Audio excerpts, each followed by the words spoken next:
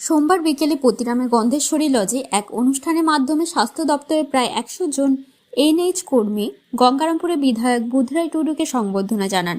অনুষ্ঠানে উপস্থিত কর্মীরা ফুলের তোড়া ও উত্তরীয় পরিয়ে বিধায়ককে শুভেচ্ছা জানান।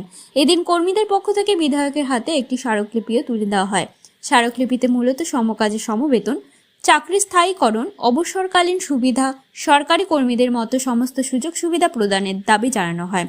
কর্মীদের বক্তব্য, দীর্ঘদিন ধরে তারা স্বাস্থ্য পরিষেবার গুরুত্বপূর্ণ অংশ হিসেবে কাজ করলেও এখনো পর্যন্ত স্থায়ী কর্মীদের মর্যাদা ও প্রাপ্ত সুবিধা থেকে বঞ্চিত রয়েছেন।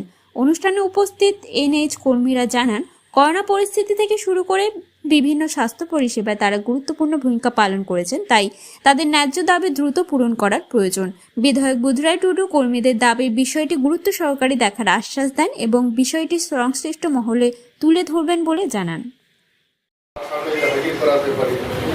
তাহলে আশা করি হয়তো চিন্তা ভাবনা স্যার আমরা একটা ফাইল করে আপনাকে দিয়ে আপনারা আজকালের মধ্যে এইরকম আমার কাছে অনেক এরকম জমা পড়েছে।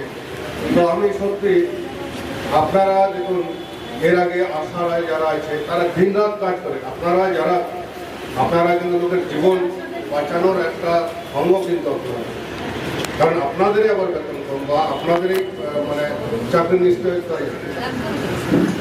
কারণ পশ্চিমবাংলা গত যে সরকার ছিল, পশ্চিমবাংলার যে সরকার ছিল তিনি এমনভাবে